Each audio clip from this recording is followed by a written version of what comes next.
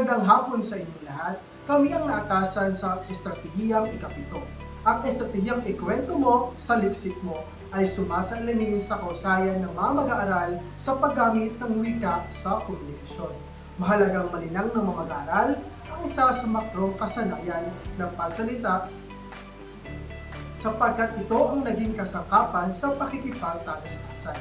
Ginagamit ng guro ang ganitong estratehiya upang matukoy ito ang pagiging matatas ng mga mag-aaral sa paggamit ng wikang Pilipino. Nabibigyan din ng pagkakataon ng mga mag-aaral na maibahagi ang kanyang sariling karanasan, kwentong nabasa at kwentong napakinggan sa paraang masigil. Ito rin ay pamamaraan na mailapat ng mga mag-aaral ang kanilang natutuhan sa aralin. Sa aming pag-uulat ay may papakita po namin sa bangay aralin sa letra B, D, at saka E. Sa estratehiya ito, kailangan na magsarisip ng tekstong naratibo tulad ng maikling kwento o magbahagi ng sariling karanasan na may kaugnayan sa akdang na talakay. Ikalawa, ipagawa ang masining na pagkwento ng isahan. Ikatatlo, maglaan ng 5 minutong pagkwento ng mga mag-aaral. At ikahuli, gumamit ng rubric sa pagmarka o pagbibigay ng score. Ngayon, ipapakita namin sa video. Ngayon mga bata, meron ako hinandang isang kwento tungkol sa talang buhay ni Lea Salonga at kung paano niya binigyang dangal ang ating bansa. Kilala niyo ba si Lea Salonga? Opo. Okay, pero bago muna yan, ano muna ang dapat natin gawin kapag tayo ay may gagawin? Okay na? Huwag Queenie? maingay. Huwag maingay. Sige na. Upo ng maayos. Okay, upo ng maayos. Kilala niyo ba si Lea Salonga? Opo. Ito si Lea Salonga. May alam ba kayo ng kanta na nagpasikat kay Lea Salonga? Opo. Sige nga, Queenie. Small boys. Okay, mahusay, small boys. Handa na ba kayo sa ating kwento tungkol sa talambuhay ni Lea Salonga? Opo. Okay, mahusay. Ang talambuhay ni Lea Salonga. Si Maria Lea Carmen Imutan Salonga ay mas kilala bilang Lea Salonga. Pinanganak siya noong Pebrero 22, 1971.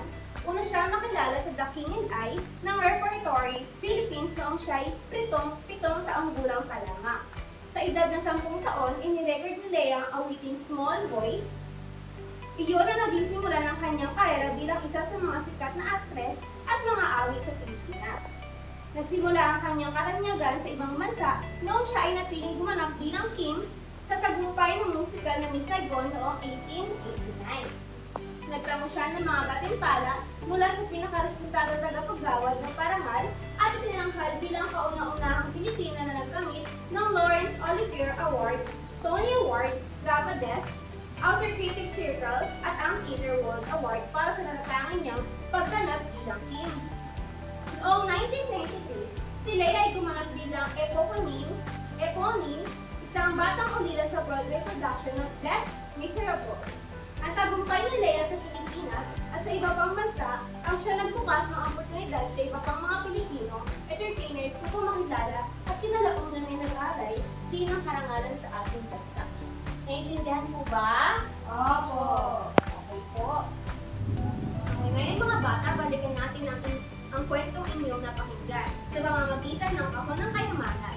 Ito ay naglalaman ng mga katanungan kung saan inyo ito sasagutan. Sino gustong mauna? Sige nga, Queenie. Umulit ka nga ng isa. Okay, basahin ang katanungan at ito ay inyong sagutan. Bakit isa si Lea Salonga sa itinuturing na natatanging Pilipino?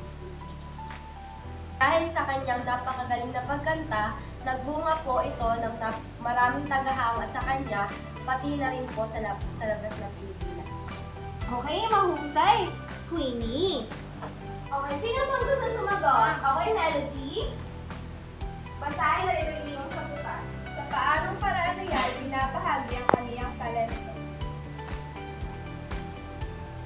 Inirecord niya ang awiting Small Boys at yun ang naging simula ng kanyang karera bilang isa sa mga sikat na aktres at mga awit sa Pilipinas.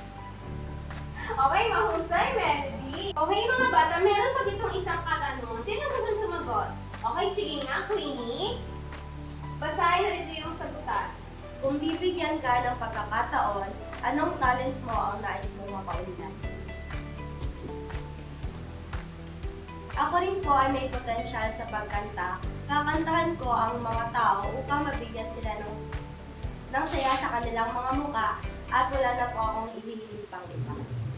Okay, mahusay mga bata. Ngayon, alam nyo na ang talambuhay ni Lea Salonga. Talaga namang nasa liksik ninyo ang kanyang personal na buhay.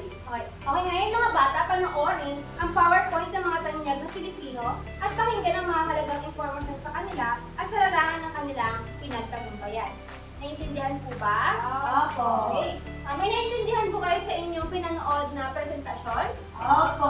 Okay, ngayon mga bata, kayo ay gagawa ng isang masining na pagkikwento batay sa tanyag ng mga Pilipino. Bibigyan ko kayo ng 5 minuto sa pagkikwento ng inyong napiling tanyag na Pilipino. So narito ang rubrics ng pagbibigay ng marka sa bawat isa. Nakikita po ba? Opo. Sino gusto mauna?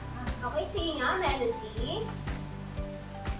Si Manny Pacquiao po ang aking napili dahil siya po siyang magiging na boksingero mahigpit na pinaglalaban ang kanyang kampyonato sa loob ng ring.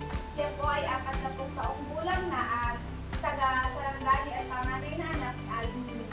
Okay, mahusay. Palakpakan na natin si Melody. Okay, sino pa ang isa? Sino pang gusto magbahagi? Sige nga, Queenie. Ito po si Catriona Gray. Si Catriona Gray, lakas loob na sinumpit ang corona sa Miss Universe 2018 po. Siya ay 25 taong gulang na tubong albay. Siya ay anak ni Ginoong Gray na isang Australian. Okay, mahusay, Queenie. Maaari ka nang maupo. Okay, ayan mga bata. Alam na alam niyo nila ang kung paano magsaliksik ng talambuhay ng isang tanyag na tao. Sana ito ninyong magpatuloy at galingan ninyo.